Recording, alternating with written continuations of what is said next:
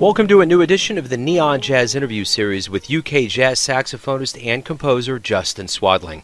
This cat was born and bred in the UK and is promoting his 2016 album, A Place to Be, and he's finding his.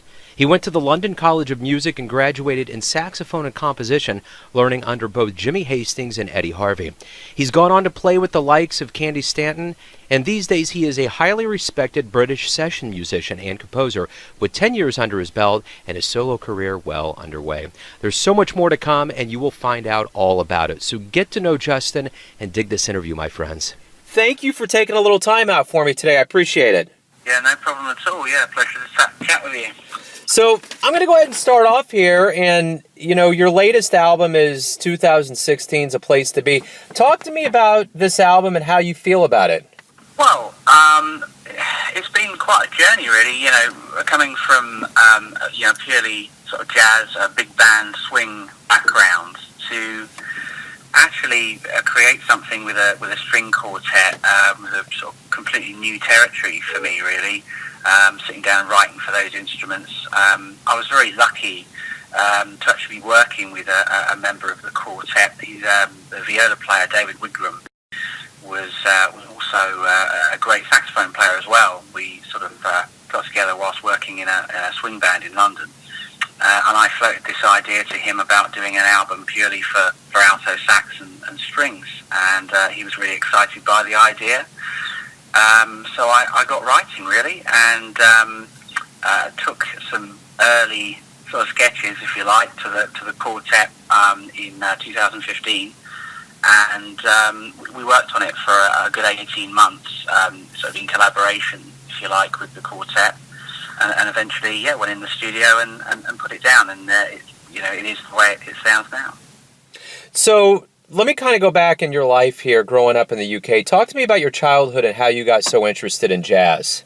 Well, I actually started out as a clarinet player when I was about 6 years old. I got handed a clarinet, and I actually got into jazz playing that. I think my gran bought me an Artie Shaw CD, because I'd been sort of pretty much in classical schooling up until maybe I was about 11 or 12. And I was looking for something else, sort of more me, and I got bought this Artie Shaw swing album, and it was a compilation, I think, and that really. And I was sitting down, suddenly trying to listen to all the sound, sort of the different effects, sort of the pitch bends and glissandos, and more of the extended techniques that Artie plays on the instrument. Yeah, that really got me into jazz, and the natural progression, really, when I was about 14, was for me to also start playing the alto sax as well. Were there any other albums or musicians that moved a bit at that time?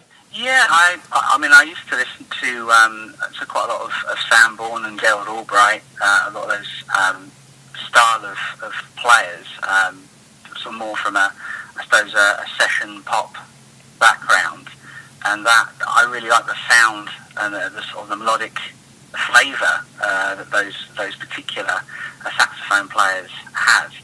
And again, I did a very similar thing there, really, where I sat down and literally copied what I heard off the records, and eventually, through listening to some players like Dexter Gordon and Art Pepper, people like that, blending in some other styles, like inevitably you come out with your own sound and your own take on things.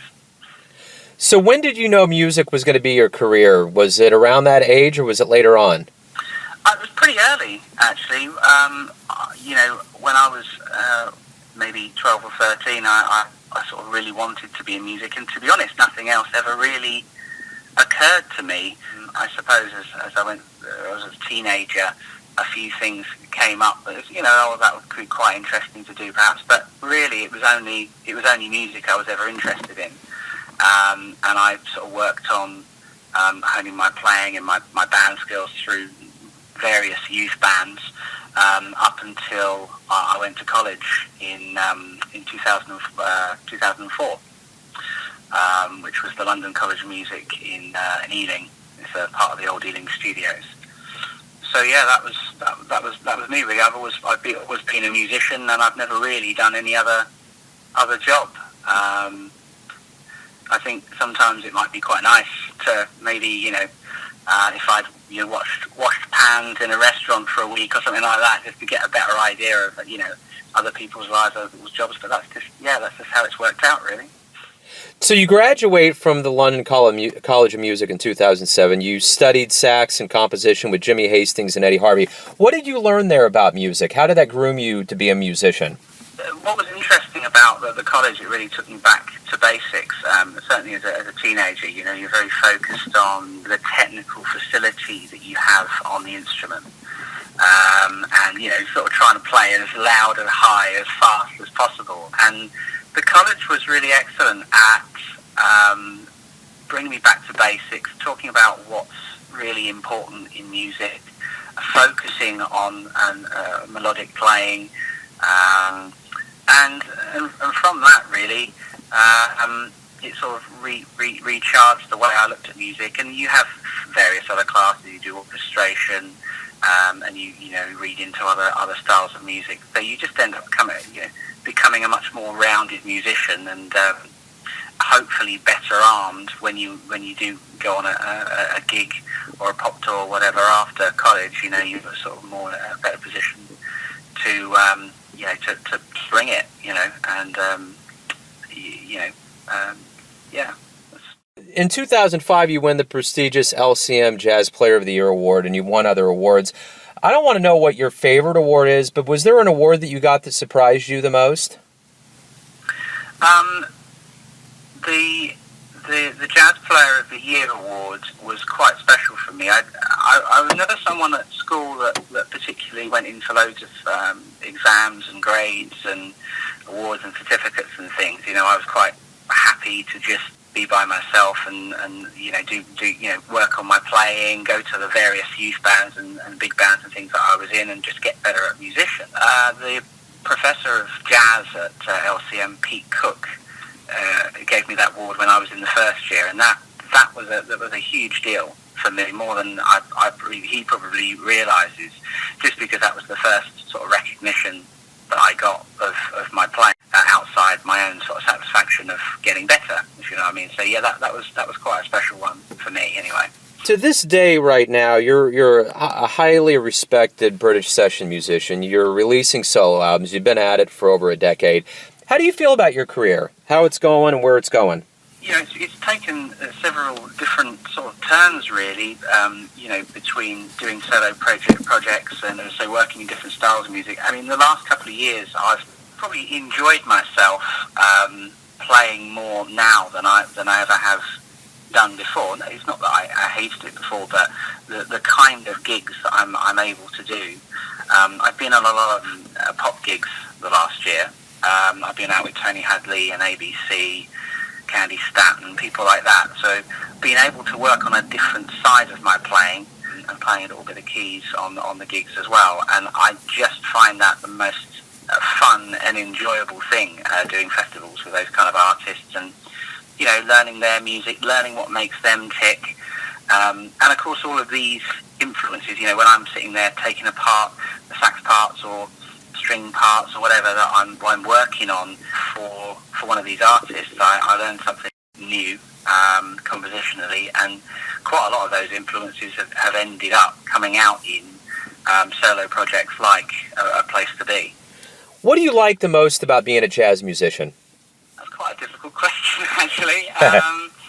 I suppose I quite like not having a boss.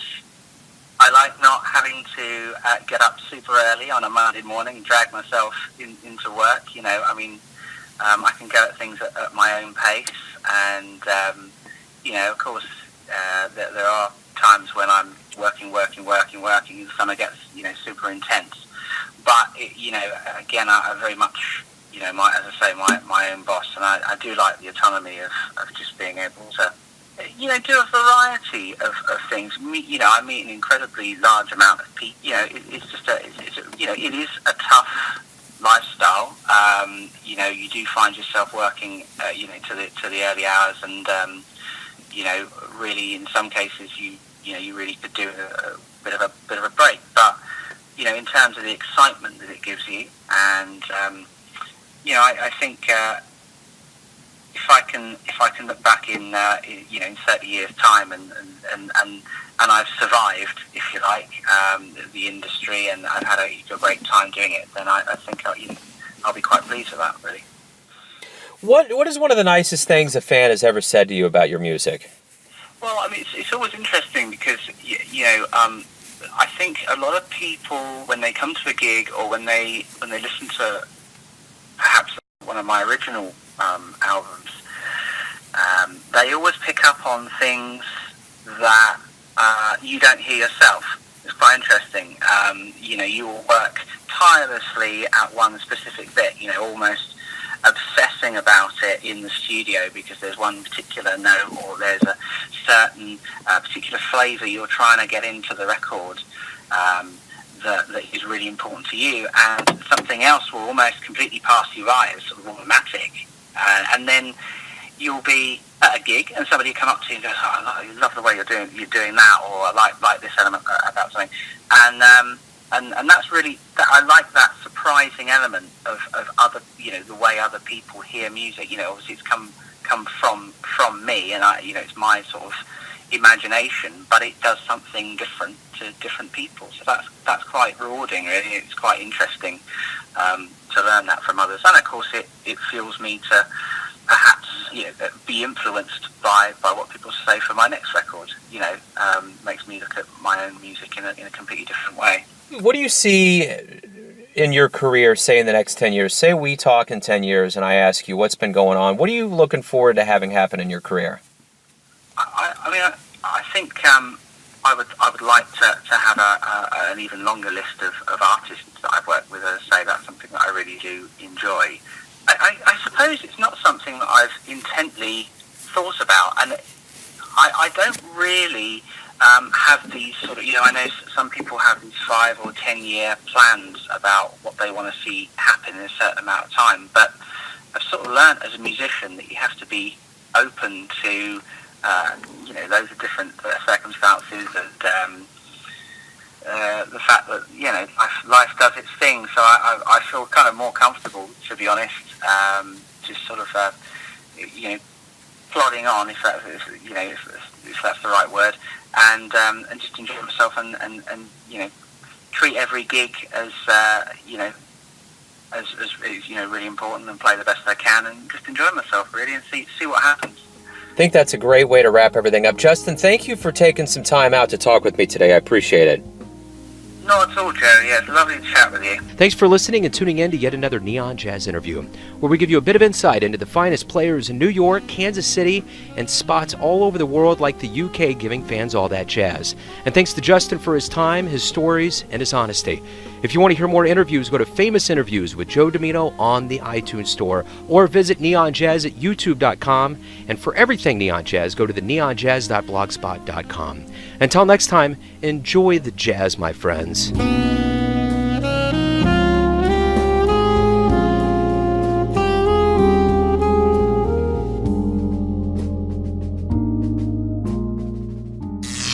Neon Jazz.